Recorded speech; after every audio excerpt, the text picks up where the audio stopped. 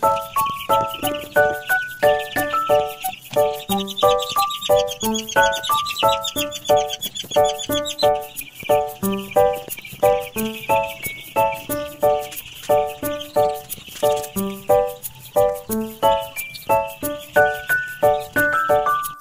magandang umaga po sa inyo mga ka-farmer. Let's go farming na po. Pang-8 araw na po ng ating mga alagang sisiw. At kahapon po ay nagbigay na ako sa kanila ng second shot ng vaccine. Ang ibigay ko lang po sa kanilang painom na vitamins, yung pong dextrose powder. Tapos po nagbigay din po ako sa kanila ng antibiotic noong second day nila. Nagbigay po ako ng half dose ng antibiotic para po sa prevention. Tapos kahapon nga po nagbigay po ako ng bakuna kasi nung mga nakarang karga natin meron akong napansing sakit na medyo delikado na kayang ubusin yung flock. Kaya nagbigay po ako ng bakuna para kumbaga mas lumakas yung resistensya nila, hindi sila basta-basta tamaan. Sa pang-8 araw po nila may tumimbang na po ng 250 grams, pero meron din po iba yung mga naiiwan na sa 200, 190 grams. Pero nag-start na rin po ako magbigay sa kanila ng kanina ng vitamins. At yung dextrose powder po ang gamit po nun para yung ating mga alagang sisiw ay mas tumakaw sa inom at magkaroon ng appetite sa pagkain. Kaya ilang araw pa pati malalaman natin yung resulta ng pagbibigay natin sa kanila ng vitamins.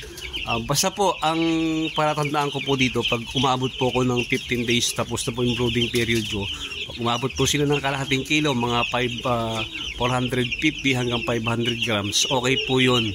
Hindi tayo mahihirapan sa pagpapalaki sa kanila pagdating ng grower stage. Ang bigay ko pong pakain sa kanila ngayon pa ay chick booster pa. Maaari mo hanggang 13th day pwede po ako magbigay sa ng chick booster, pero pag nakita ko na yung paglaki nila ay mabilis, pwede ko na po silang bigyan ng grower para mas kumbaga mas madali po silang ma-harvest kapag ganun.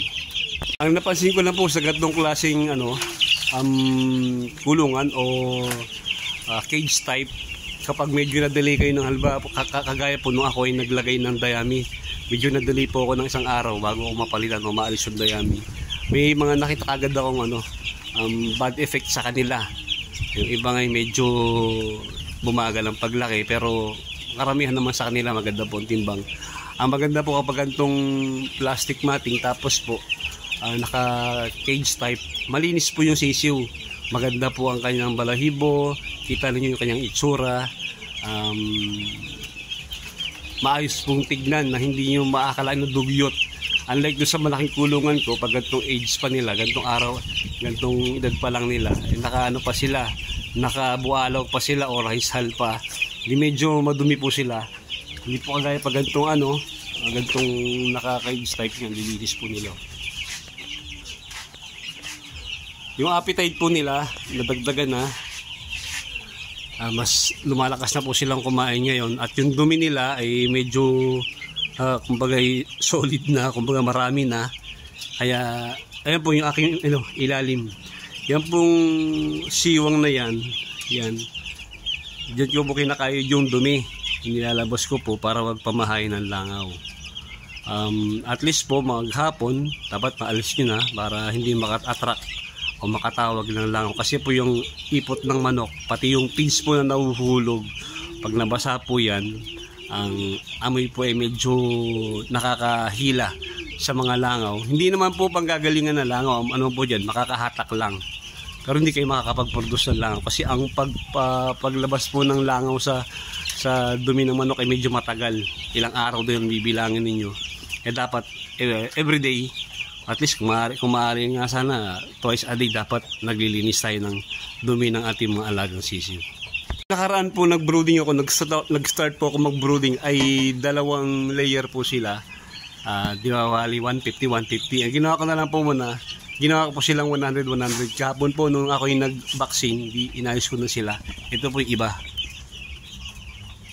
100 heads din po. Hindi medyo magkakasize po ang pinagsama ko na para makabuelo sila. Para yung hindi sila nadadaig ng mga malalaki. Siguro ang mga nasa uneven size siguro nasa 20% po. Pero kaya naman po yun. Kaya namang gawa ng paraan. Tsaka usually po kapag nag-harvest hindi naman sabay-sabay. Yung mga nahuhuli, sila po yung late na na-harvest. Pero mas maganda kasi lalo pag may kumukuha na sa atin ng maramihan. At least mga 5 days mauubos sila kapag may kumuha sa yung tig 50 o tig 100. Lalo po ngayon medyo maganda pang presyo ngayon ng manok. Kaya sasamantalahin yung pagkakataon. Medyo mainit po ngayon dito sa Lucena, parang nasa 29 degrees. Kaya nagbukas po ako ng tabing. Hindi halos nasa 30 degrees din po yung pag nandun kayo sa loob ng kanilang layer. Tapos po magbigay sa kanilang 3 araw na vitamins, papahinga lang po tayo saglit, mga ilang araw. Tapos po the following week, magbibigay na po ulit tayo. At least po bago sana matapos yung brooding stage na kapag bigay na tayo ng vitamin sa kanila. Kung mga at least hanggang mga 17th hanggang 18th day kasi usually po ngayon ang mga manok 27-25 days nag-harvest na po kasi madali po silang lumaki gawa ng mainit nga po yung panahon. Kaya hanggat maaari po mga ganung date tapos na tayo magbigay ng mga vitamin sa kanila. Yung the following week na napapasok, yan, puro bomba na tayo ng bomba sa pakain para mas madali po silang ma-harvest. Sa kanilang bilang po na 318 318 pieces, para ang mortality ko po siguro hindi pa umaabot ng 10. Kaya yun ang bintaya kapag gantong cage type ang inyong pinagbroodingan. Monitor nyo sila. Tapos yung kanilang mortality ay hindi ganun kataas. Kung ipoporsyento yun, wala pa siguro wala pa sigurong 2% or 3%. Kaya maganda po yung pagbubrooding sa ganitong klaseng cage type. Medyo nga po mainit ang panahon dito sa Lucena, kaya pinatay ko muna po yung ilaw at kayang-kaya naman sila ng init ng panahon. Binuksan ko nga po para yung ventilasyon medyo maganda. Ayan, hopefully mga 28 days, 27 days gaya po last na makapag-harvest na rin po tayo. Sana yung following week na pagbibigay natin sa kanila ng pakain ay makita natin yung magandang resulta para tumimbang na maganda at madali po silang may harvest, di madali tayong makakabawi. Ayun, maraming salamat po sa inyo mga ka-farmer. Paki-like naman po yung ating video at please pa-subscribe naman po ng ating channel. Maraming salamat po sa inyo. Happy weekend, happy long weekend po. Mabuhay po kayong lahat. Happy farming po.